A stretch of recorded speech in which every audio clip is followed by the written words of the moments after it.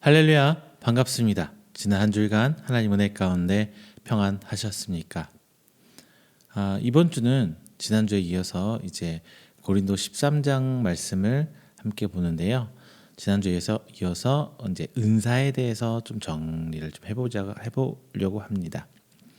지난주에는 이제 하나님께서 주신 은사가 어떤 식으로 왔고 우리가 어떻게 받아들여야 되는지 얘기를 했어요. 그러면 이제 그 은사에 대해서 좀 집중적으로 볼 텐데요. 고린도 교회는 기본적으로 어떤 은사가 더 큰 은사냐, 어떤 은사를 받은 사람이 우선하냐, 뭐 이런 거 가지고 분쟁이 좀 있었던 것 같아요. 그래서 이제 사도 바울이 고린도 교회를 향해서 그런 분쟁에 대한 정리를 해주고 있습니다. 요즘 이제 교회에서 은사들 많이 강조하나요? 이제 요즘 들어서 은사 얘기에서 많이 얘기는 못 나오는 것 같아요.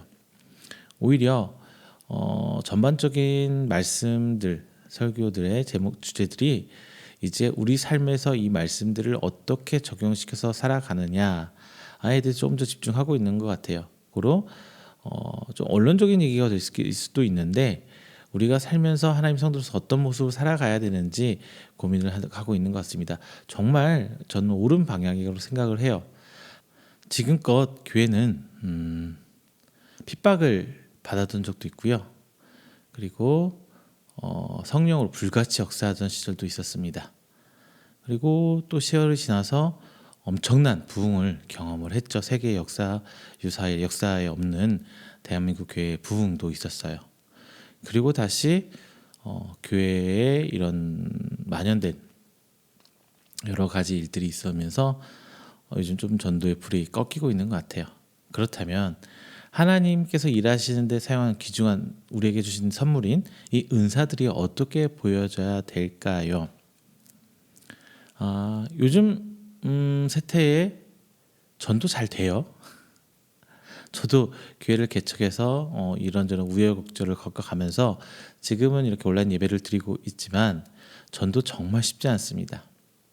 그리고 성도들도 좀 편안한 신앙생활을 생각하고 있어요. 그래서 큰 교회 중심으로 전도도 이루어지고 있고 부흥도 마찬가지입니다. 하지만 분명히 어느 곳에서는 교회를 개척하시고 부흥하는 교회도 분명히 있어요. 하지만 전반적인 분위기는 교세가 줄고 있는 건 사실이죠. 자, 전도가 정말 안 돼요. 근데 안 되는 이유가 뭐라고 생각하십니까? 어떤 목사님은 교회가 시대를 따라가지 못한다 라고 얘기도 하기도 하세요. 제가 볼 때 이것은 현상적인 문제예요. 궁극적으로 교회 안에서 어떻게 우리가 생각해야 되는지, 어떤 식으로 반성하고 회개해야 되는지 이런 문제는 아니에요. 그렇다면 궁극적인 문제는 어디에 있을까요? 은사의 부재라고 저는 생각을 해요. 어떤 은사? 사랑에 대한 은사가 사라졌다고 저는 말씀드리고 싶습니다. 성경은 시종일관 사랑에 대해서 이해하고 있어요. 하나님의 사랑을 가르쳐 주고 있고요. 그리고 하나님으로부터 받은 사랑의 은혜를 하나님을 믿고 사랑하라고 말하면서 다시 그 사랑을 이웃에게 전하라고 말해주고 있습니다. 이것은 예수님의 세 계명에서 분명히 나타나고 있죠. 예수님께 주신 세 계명, 첫 번째 뭐예요? 하나님을 사랑하라. 두 번째, 내 이웃을 내 몸과 같이 사랑하라. 성경을 축약하자면 딱 이 두 마디로 요약할 수 있는 것 같아요. 사도 바울은 12장 이제 은사에 대해서 얘기해주고 있고요. 그 은사의 독특성과 다양성 그리고 은사의 목적에 대해서 얘기해주고 있습니다. 지난주 우리가 함께 봤었죠. 그러면서 이제 가장 큰 은사를 구하라고 선포를 하면서 13장에 들어오고 있어요. 즉 13장에서 이야기를 전개하고 12장에서 이야기를 전개하고 13장에서 이제 그 마무리를 짓고 있는 거예요. 13장을 시작하면서 바울은 어떤 은사라도 사랑이 없으면 아무 의미가 없다고 얘기를 합니다.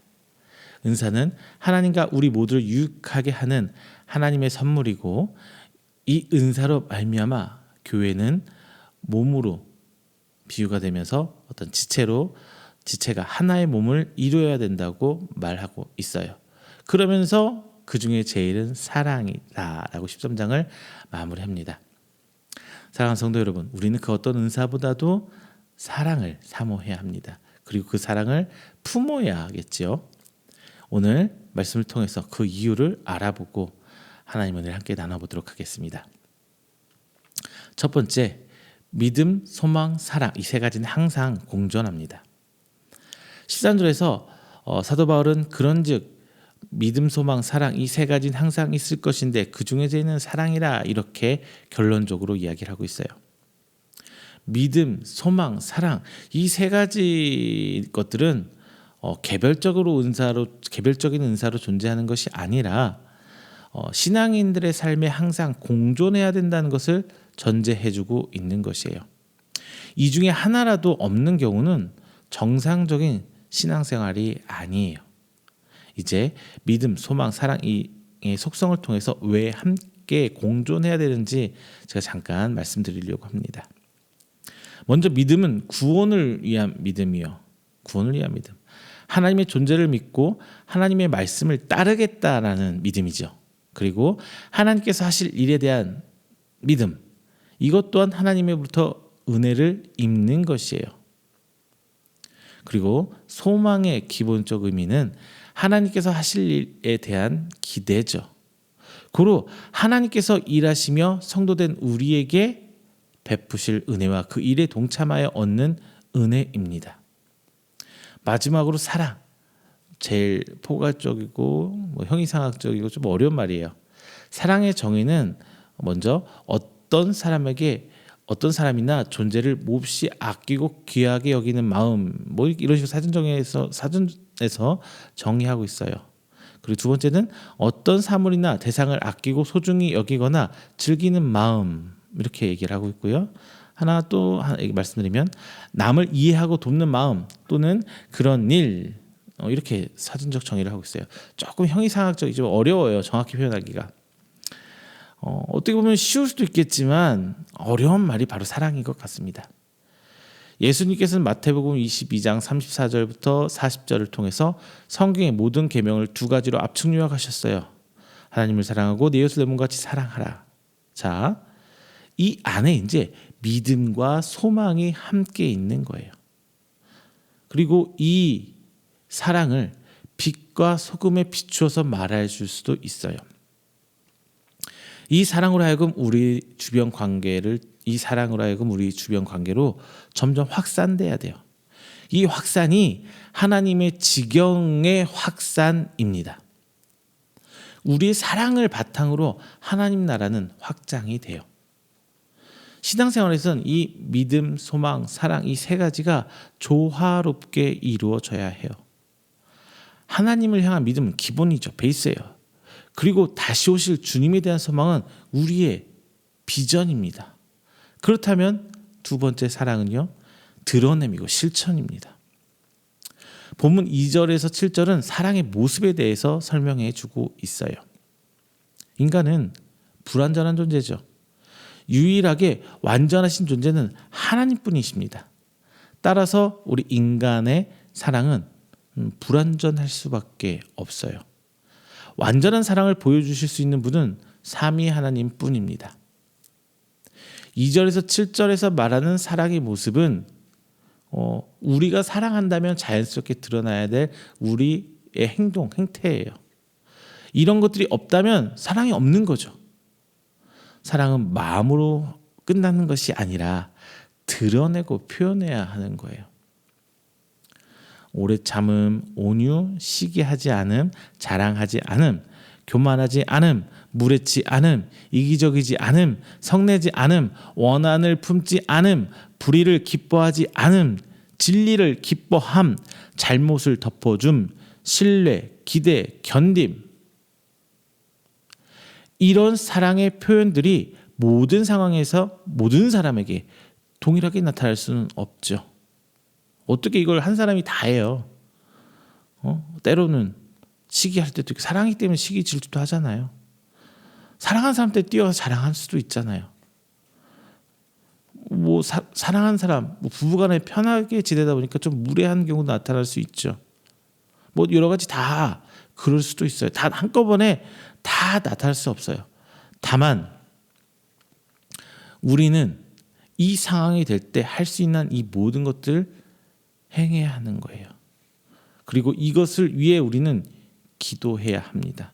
이것이 바로 그의 나라와 그의 의를 구하는 중요한 기도가 아닐까 싶네요. 우리의 사랑은 좀 부분적일 수밖에 없죠. 부부간에 사랑하는 것도 이걸 다 지키면서 사랑한다는 거, 이게 가능한 일일까요? 쉽지 않아요. 그래서 성경은 오늘 본문 8절에서 10절에 이야기합니다. 그리고 이 불완전한 사랑은 오직 예수 그리스도의 심판의 때에 이르러서야 완전해질 수 있어요. 우리들로 말미암아 아니죠.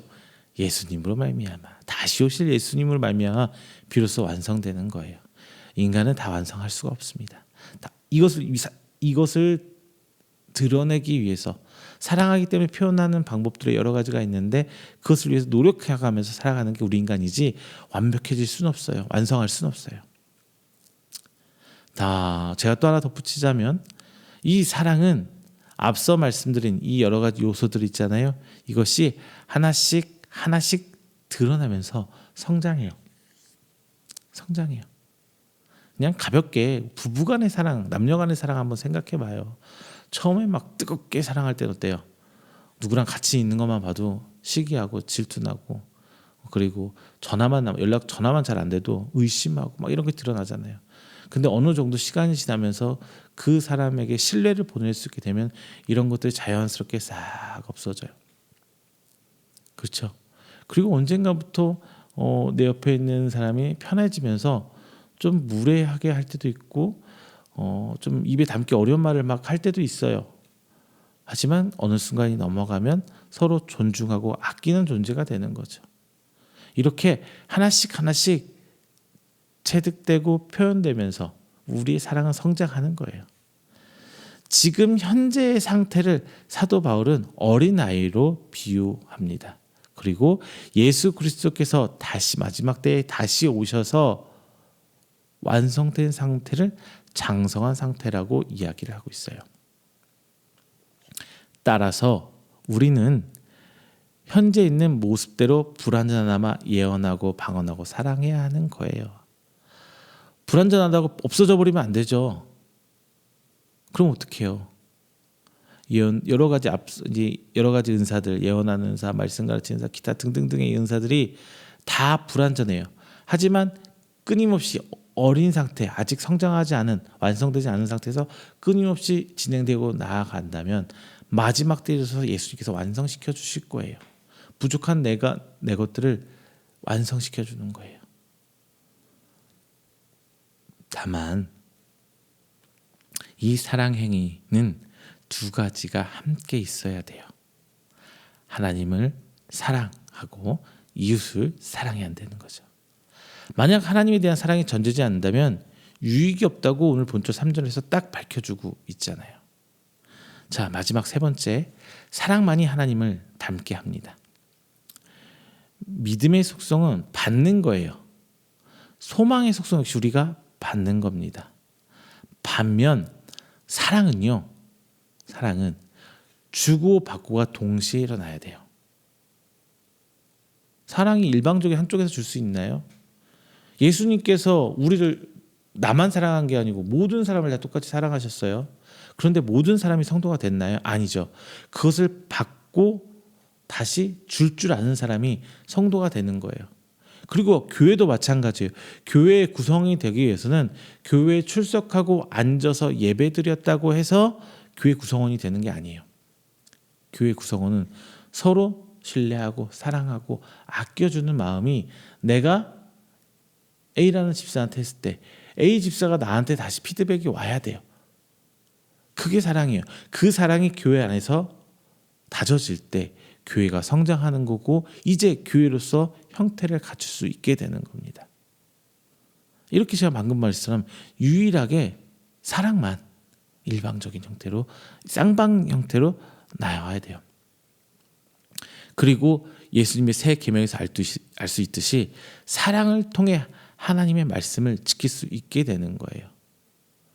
하나님을 향한 믿음만 있다고 하나님 믿음의 성도로서 성장할 수 있을까요?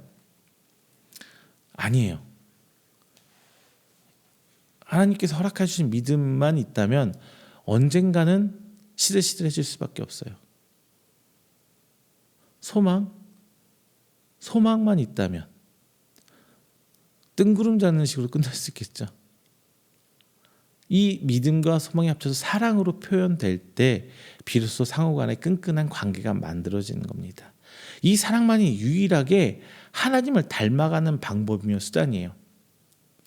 태초에 하나님께서 우리를 하나님 형상대로 창조했어요. 그런데 아담과의 그 원죄로 말미암아 우리는 하나님과의 관계가 끊어졌죠.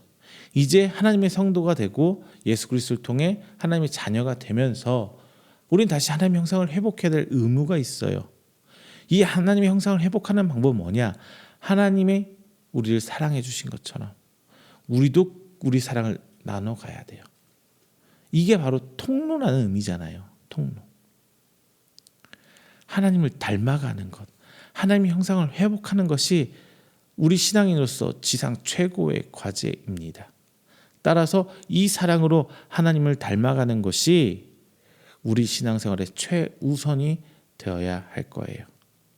자, 사랑하는 성도 여러분, 말씀 맺을게요. 오늘 지난주에 이어서 딱 사랑에 대한 것만 딱 짚고 나니까 굉장히 많이 짧아졌는데요. 좋아하시는 성도들도 있으실 수도 있고요. 자, 말씀 맺겠습니다. 신앙생활에서 많은 계명들, 율법들이 존재합니다. 하지만 우리가 율법가가 아닌 이상 이 모든 말씀을 모든 상황에 비추어서 옳은 결정을 할 수가 없어요. 아니, 율법가라 할지라도 그럴 수 없어요. 왜? 인간이니까. 예수님께서는 이 모든 상황에 비출 수 있는 유일하게 절대적 자를 주셨어요. 그게 뭐냐? 사랑이라는 거예요. 내가 사랑한다면 이 말을 할 수 있을까? 내가 사랑한다면 내가 저렇게 할 수 있을까? 내가 사랑한다면 이렇게 해야지. 사랑이란 자로 우리의 행동이 죄일지 아닐지, 제대로 생각하는 판단인지 아닌지를 구분할 수 있어요. 사랑한다면. 이렇게 쉬운 거예요. 내가 사랑한다면 이렇게 할 수 있을까? 다만 잊지 말아야 할 것이 있어요. 뭐냐? 믿음과 소망. 믿음과 소망. 이 믿음, 소망, 사랑은 항상 같이 가야 되는 거거든요. 하나님을 향한 믿음, 하나님이 하실 일에 대한 소망, 그리고 하나님과 이웃을 향한 사랑이 함께 어우러질 때 비로소 복음이라는 하나님의 거대한 말씀이 나타나게 되는 거예요. 그런데 이곳이 현재 교회에서 사라지고 있어요. 교회는 점점 성전화되고 있어요. 그냥 제의적 예배, 한 시간에 제의적 예배를 드리는 그냥 그런 장소로 전락해 버렸어요. 교회 교제가 없어집니다. 사랑의 교제가 없어요. 식탁 밥 먹고 얘기 나누고 한 주간 잘 지냈어? 무슨 일 있어? 그렇구나. 나도 기도해 줄게. 이걸 교제로 착각하지 마세요. 이거는 성도 간 할 수 있는 교제의 극히 일부분이에요. 권사님들, 장로님들 연배 되신 할머니, 할아버지들 연배 되신 성도님들은 분명히 기억하실 거예요. 옛날에 70년대, 80년대 보세요. 옆집에 뭐가 있는지, 어떤 사람이 사는지, 가족관계도 알고 있고, 이렇게 한 사람 건너 한 사람 알고 있고, 그 끈끈한 관계가 만들어지잖아요. 그렇죠? 근데 지금은 이웃은 둘째치고 교회 안에서조차 몰라요, 누가 누군지. 어떻게 보면 대형교회 최고 약점이죠. 그냥 교회가 프로그램을 돌리기 위한 하나의 장소, 그리고 예배를 드리기 위한 장소로 끝나버려요. 그래서 교회는 하나님의 성도를 양육하고 뭐 한다기보다는 그냥 예배를 드린 제의적인 종교적인 장소로 전락해버렸어요. 뭐가 빠지냐? 믿음, 소망은 다 있어요. 개개인을 물어보면. 하지만 사랑이 없기 때문에, 이 사랑에 대해서 표현할 방법이 없고 사랑을 표현하는 방법을 가르쳐주지 않고 이 사랑을 말로만 사랑하라고 하는 거니까 성도들이 어찌 할 바를 모르는 거예요. 어려워지는 거죠. 이제 삶이 신앙생활에서 사랑을 어떻게 해야 될지 관심을 가져보세요. 내 옆자리에 있는 분, 앞 오면서 가면서 인사하시는 분, 물론 쉽지는 않아요. 저도 잘 그렇게 하지 못해요. 저도 가끔 이제 예배를 드리러 가는 교회가 있긴 하지만 거기서 그분들 하나하나 관심 갖고 돌아보지 못해요. 되게 어색하고 힘들거든요.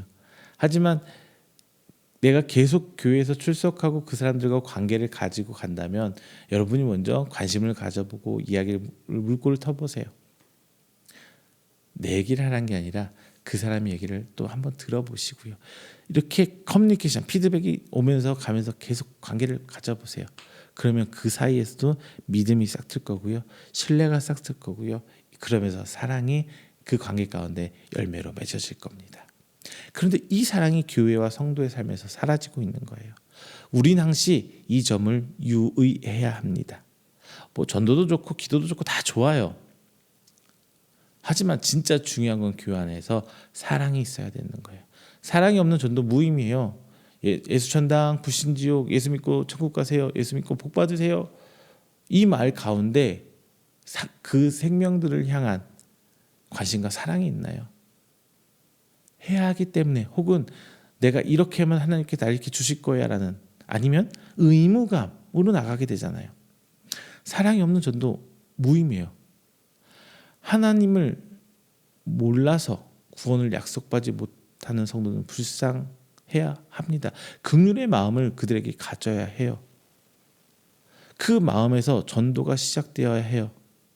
내가 교회에서 장로님한테 목사님한테 잘 보이려고 해야 하기 때문에 우리 여전도가 이번에 뭐 나가야 하는 차례이기 때문에 이런 전도가 아니라 진짜 내가 아끼는 분이라면 내가 사랑하고 있는 사람이라면은 전해보세요. 복음을 전해보세요.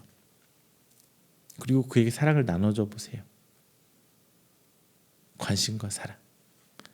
자, 이 사랑이 바로 전도하기 받아야 할 사도행전 1장 8절의 권능, 즉 사랑입니다. 이 사랑으로 교회는 성장을 해요. 그리고 조금씩 불완전해서 완성을 향해 나아가는 과정이고요.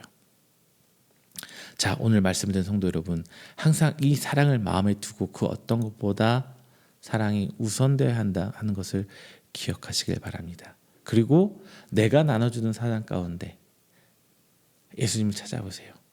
그러면 다시 내가 받는 사랑으로 예수님께서 우리에게 은혜를 베풀어 주실 줄로 믿습니다. 자, 이 사랑을 경험하고 이 사랑을 다시 한번 베푸실 줄 아는 여러분 되시기를 주님의 이름으로 축원드립니다. 기도하겠습니다. 사랑의 하나님 감사합니다. 오늘 귀한 말씀 함께 나눴습니다. 특별히 가장 큰 은사, 그 사랑에 대해서 함께 나눠봤습니다. 왜인지 교회에서는 점점 사랑이 사라져갑니다. 교제가 사라져갑니다. 관심이 사라져갑니다. 언젠가부터 우리 교회는 하나님과 나와의 관계만 남아있게 되었습니다. 하지만 예수님의 피값으로 세워진 교회는 예배는 드리는 곳을 넘어서서 함께하는 그 공동체적 사랑이 있어야 한다고 믿고 있습니다. 하나님, 우리 가운데 그 사랑을 심겨 주시옵소서. 우리의 교회 가운데 누군가를 사랑하며 긍휼히 여기며 아끼며 내가 예수님께로 받은 그 사랑을 전할 수 있는 자가 바로 우리가 될 수 있도록 주님 아버지 인도하여 주시옵소서. 믿음뿐만 아니라 소망뿐만 아니라 사랑도 역시 우리 가운데 함께하길 소망합니다. 그 사랑이 있기에 우리가 하나님의 자녀 되었음을 믿고 다시 그 받은 사랑을 세상으로 향해 내비칠 수 있는 빛과 소금의 역할을 감당할 수 있는 바로 그 믿음의 성도가 우리가 될 수 있도록 하나님 인도하여 주시옵소서.